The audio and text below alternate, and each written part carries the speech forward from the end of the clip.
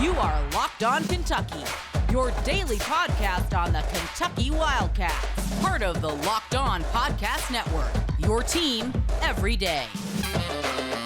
All right, what's going on, Big Blue Nation? Welcome on in to Locked On Kentucky, your daily Kentucky Wildcats podcast. I'm your host, Lance Dawe, writer for Sports Illustrated for various SEC-related things. But on this podcast specifically, we take a dive into all things Kentucky athletics. On today's episode of Locked On Kentucky, we are going to be discussing the Wildcats' 14-point win over the Georgia Bulldogs last night. It was a game that kind of featured some back and forth early, but Kentucky eventually took over. I'm going to talk about the biggest moments from this one in a little bit. Also going to talk about what it means for the Wildcats moving forward. And then finally, we're going to talk about the rotation. So a few days ago, one of you guys asked me, I actually asked you to reach out and give me questions for the show. And one of you asked me about the rotation, what I would do to it. And we're starting to see the effects of some things that John Calipari is trying to do. So we're going to talk about the rotation, what he has changed later on in the show. Thank you so much for making Locked On Kentucky your first listen every single day. I want to remind everybody out there that we are free and available on all platforms. And if you're watching on YouTube, please subscribe to the show. It would mean a ton to us here at Locked On Kentucky. Kentucky 85, Georgia 71. This was a game at halftime that I did not feel great about. The Bulldogs were up 42-34 and essentially had not played phenomenal basketball up until that point, but it was more about what Kentucky was doing on the offensive end. In fact, I believe after the first timeout of the game, Kentucky was shooting like 1 of 11 or something like that from the floor. I mean, they had fogged up a bunch of shots, just none of them had gone down. Oscar Tshiebwe, who we'll talk about in a second, actually started the game 1 of 5 from the floor. So Kentucky was shooting cold, and Georgia was just essentially getting to their spots. I was really impressed with the ball movement from the Bulldogs. They didn't have a lot of assists, but the things that the things that Georgia likes to run, I was impressed with, as opposed to what Mike White liked to do last year at Florida. We talked in the breakdowns actually last year, if you were listening to this show, about offensively how Mike White was challenged with this Princeton offense, about how he was trying to become a little bit more modern. And I definitely think you saw that in this game. Now, obviously, it didn't amount to a win, 71 points in total. And to be quite honest with you, not phenomenal shooting, but it was a game on the road against an opponent that I think has better talent. So credit to Georgia for sticking in this one. Credit to Georgia for seeing their 2 best players actually perform and perform really well. Cairo Oquendo went off for 18 points. I believe he was 7 of 13 from the floor. Terry Roberts, one of their better scorers, who was averaging 16 a game, he scored 21 points in this contest. So it was not a prolific night statistically for the Georgia Bulldogs, but I liked what I saw from them from a schematic standpoint. They just simply didn't go out there and execute. And then I think on the defensive end, it was more about trying to stop one human that they simply could not prevent from getting in the paint, getting good positioning, and either drawing a foul or getting a bucket. And that was Oscar Tshiebwe. Oscar Tshiebwe, if you did not watch this game, I'd like to run down his stat line for you. Tshiebwe finished with 37 points, 24 rebounds, 3 steals, a block, and was 13 of 18 from the free throw line. Holy cow. So we've been talking about Oscar Tshiebwe and about how he struggled on the defensive end. And let's all be very clear. He has struggled on the defensive end. But what he has not lost is his shooting touch and his offensive game against teams that do not have size and length. I know some of you are not huge fans of Jimmy Dykes. To be honest with you, I am indifferent on Mr. Dykes. But he makes some good points.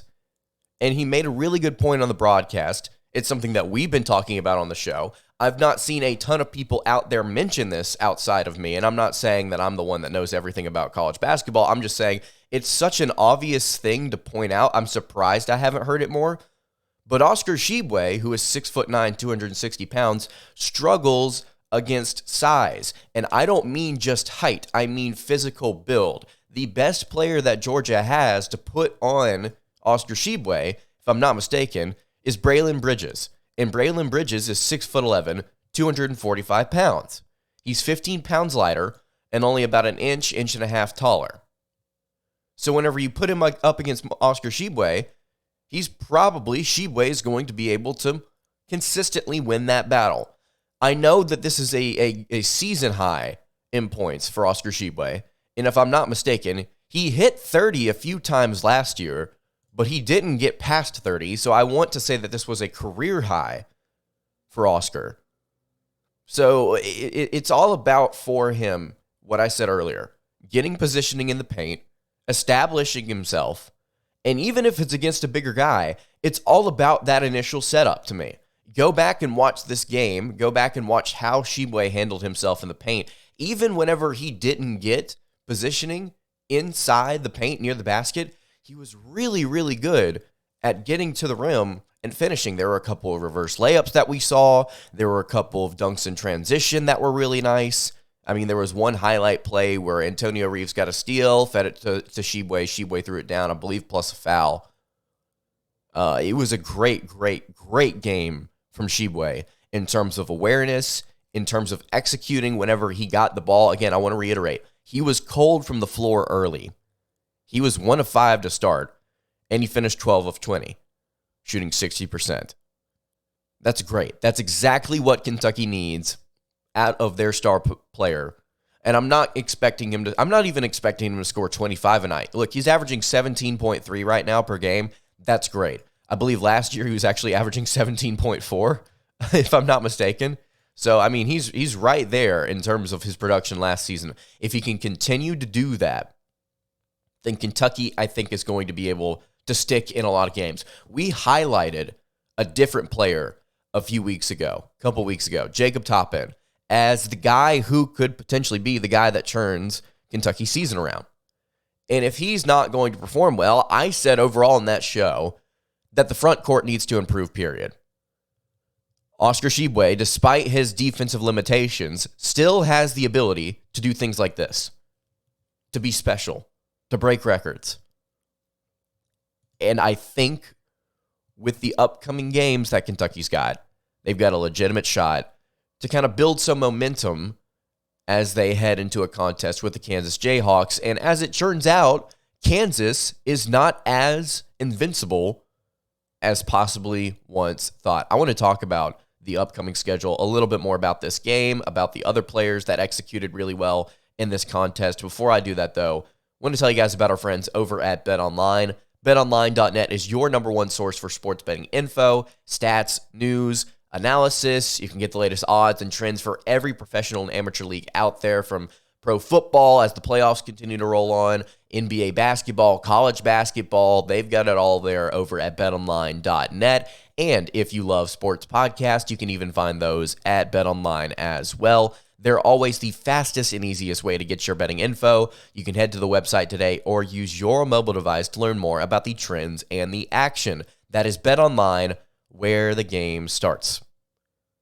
All right, continuing along here on the Wednesday edition of Locked On Kentucky, Lance Dawe hanging out here with you. Really appreciate you hanging out here with me and making Locked On Kentucky your first listen every single day. Make sure you check out one of our newer podcasts on the network, the Locked On College Basketball Podcast. It's everything you need to know about college basketball all in one place. Isaac Shade, Andy Patton do a phenomenal job over there. They bring me on just about every week, actually. You can hear from big-name experts, insiders, coaches, players. It's Locked On College Basketball, available on YouTube and wherever you get your podcast. Great, great show. Would highly encourage you guys to go check them out. Sticking around here, though, on Locked On Kentucky, just for a little bit. So the Wildcats picked up this 14-point win, right? And I kind of want to just go over some more things that we noted in this game. And then I want to kind of take a look at the schedule. Wildcats did not shoot well in this one. They shot worse from three and from the floor than the Bulldogs. They just ended up putting, I believe, 14 more shots. They ended up putting up 14 more shots. And a lot of that has to do with the way that these two teams like to play in transition.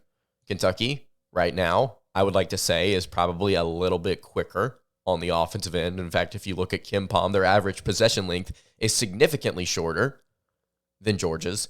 And if you go back and watch this game, it was Kentucky trying to quickly get out and run and trying to get some baskets at the rim. and they ended up executing in that area. They just simply put up more shots, and then at the end actually made more shots. So Georgia was 24 of 52 in this game. Kentucky was 29 of 66. That's a worse percentage, but like we just mentioned, it's more field goal attempts.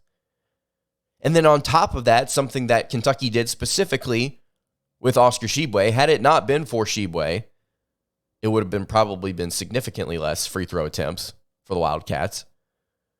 But Kentucky shot 30 free throws in this game, and they made 76.7%. So this is the big thing I wanted to get to here. So last game, before this contest, Kentucky obviously got their massive win on the road against Tennessee. They ended up shooting 25 free throws in that game as opposed to Tennessee's 10.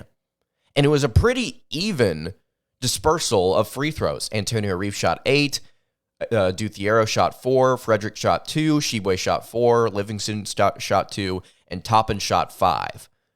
And they ended up combining to shoot 88% from the line. Now, as you all know, Kentucky has not been a good free throw shooting team this year. They've actually been really, really poor. They're shooting about 68% from the foul line this season. That is something that has to turn around. And we've seen through 2 games, it's been something that Kentucky has actually thrived at, knocking down their free throws. There's a game coming up against the Kansas Jayhawks that if Kentucky wants to make a legitimate push for the NCAA tournament, they've got to be able to win this game. And I know that some of you out there may somehow find a way to argue with that and may say, well, they don't need to win this game. It's less about the pride. It's less about the rankings right now, the AP Top 25. It's less about the record, and it's more about who you've beaten. The net rankings are completely different than the AP Top 25. And whenever they sit down to do some of these things on Selection Sunday, Kentucky has to be somewhat of a legitimate, competent team based on the results of their schedule. Who have they beaten? What is their strength of schedule? How many Quadrant 1 wins do they have? What's their record on the road? They need to be able to pick up wins like this. And I'm so glad that we got to see a crack in the armor from Kansas just a couple days ago. Kansas State took them down 83-82 in overtime. It took a really, really solid performance from the Wildcats of Kansas State. But it shows you a couple of things. It shows you, 1, that they're not invincible, and 2, Kentucky could legitimately beat them. And I mean, you look at the performance from Kansas State. I'm going to read this off to you. Tell me if this doesn't sound like the way that Kentucky's playing basketball right now. So Kansas State ended up shooting 42% from the floor, 41% from 3, and 78% from the foul line. Does that sound familiar? And I'm not saying, oh, look, they shot similar, so Kentucky's going to win. I mean, that would be a very shallow, dumb argument to have. I'm just giving comparisons here. Kentucky recently shooting well from the foul line. They're shooting about 38% from 3 on the year, and they're not shooting phenomenal from the floor. So I think that this team has the ability to put out somewhat of a similar output as the Wildcats did. So I definitely think this is possible. It's absolutely possible. Also, something else to note, Kansas, and we're not using transitive property here on the show. That's the last thing I want to do. Kansas lost to Tennessee by 14 earlier in the year.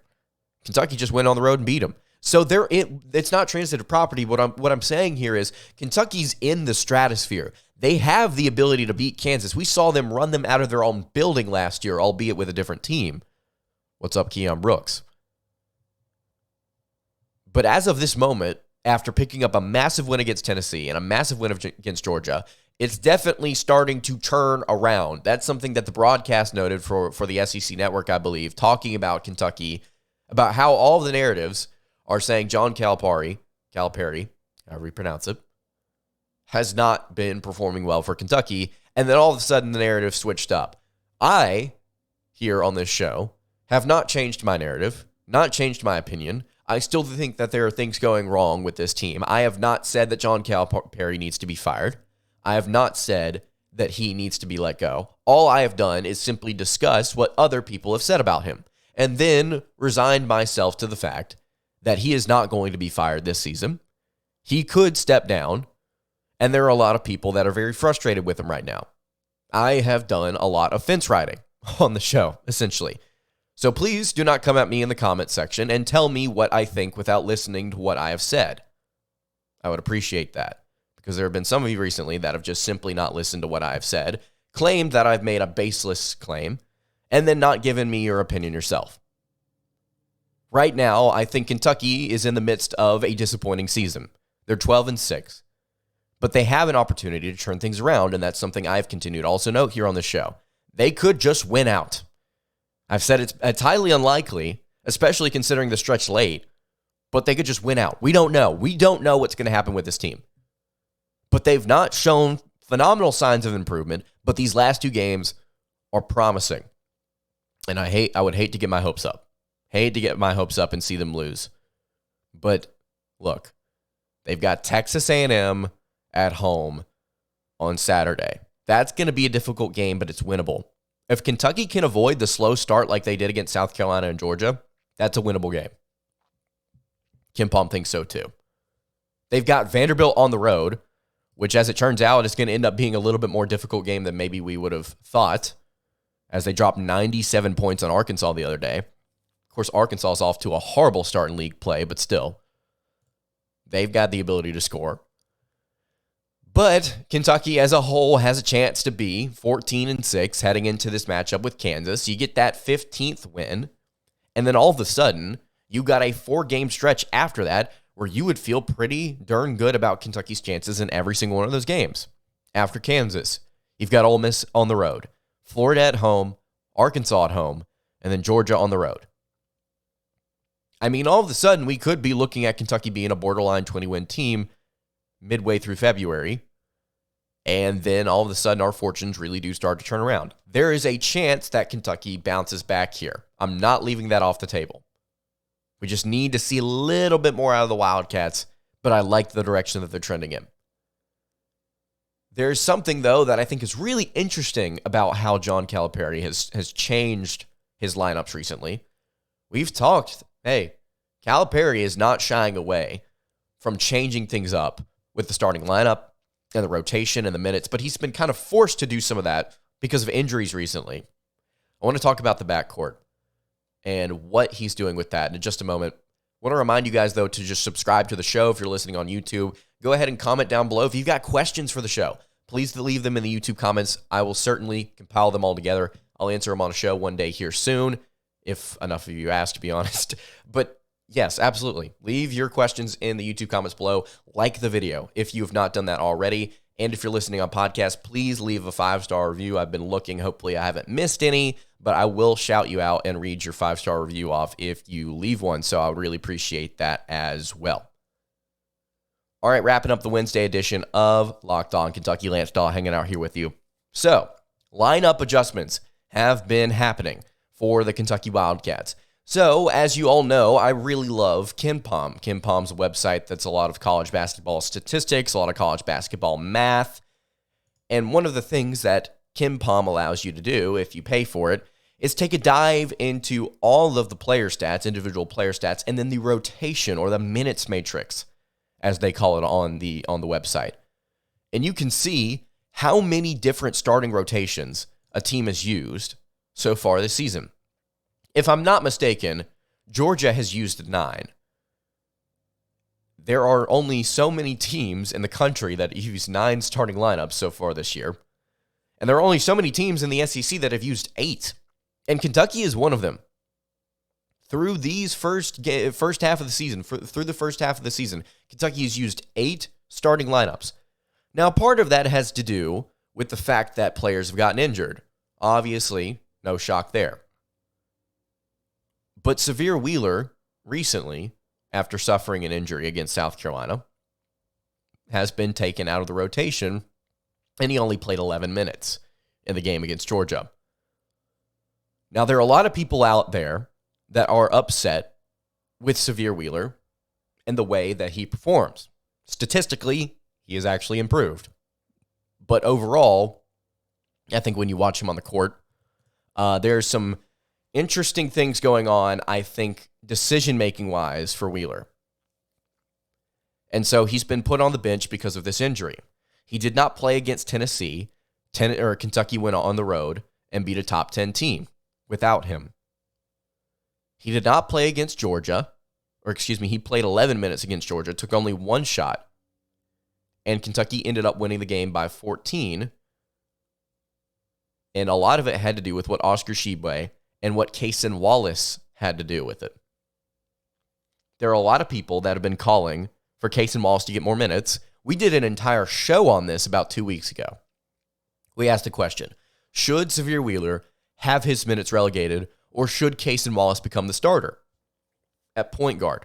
They need a dynamic scoring point guard in order to succeed. You're going to see that next year with Rob Dillingham. 100%. You're going to see Kentucky improve dramatically because they have a guard in the backcourt that is a dynamic scorer and ball handler. Cason Wallace right now is that kid for Kentucky. He was 7 of 11 against Georgia. He was 2 of 4 from 3. Scored 17 points, had an assist, 2 rebounds, a steal, a block. I mean, he fills up the stat sheet. Don't get me wrong. And right now, he's shooting pretty darn good too. He's still shooting 41.8% from 3. He's shooting 47% from the field. I mean, he's an efficient player. 3.7 assists to 1.7 turnovers. He's a good player. And we've only got so much of the season left. And so a lot of people are asking the question, okay, we've seen 2 games now that Kentucky has won where Cason Wallace has gone out there and been the lead man at the point guard spot. Now, obviously, we all know he did not play well against Tennessee.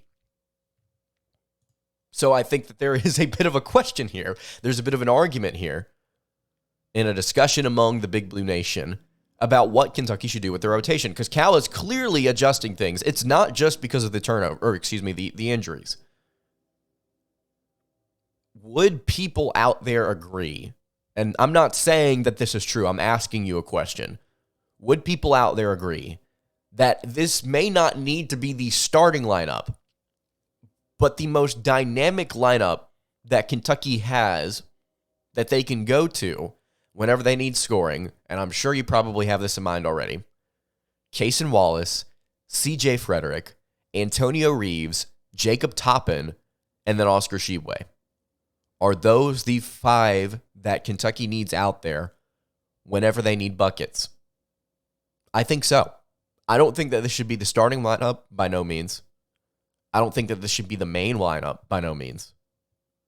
But Kentucky has shown that whenever they put this lineup out on the floor, this team plays well. Cason Wallace, C.J. Frederick, Antonio Reeves, or Chris Livingston at the 3, Jacob Toppin, Oscar Tshiebwe.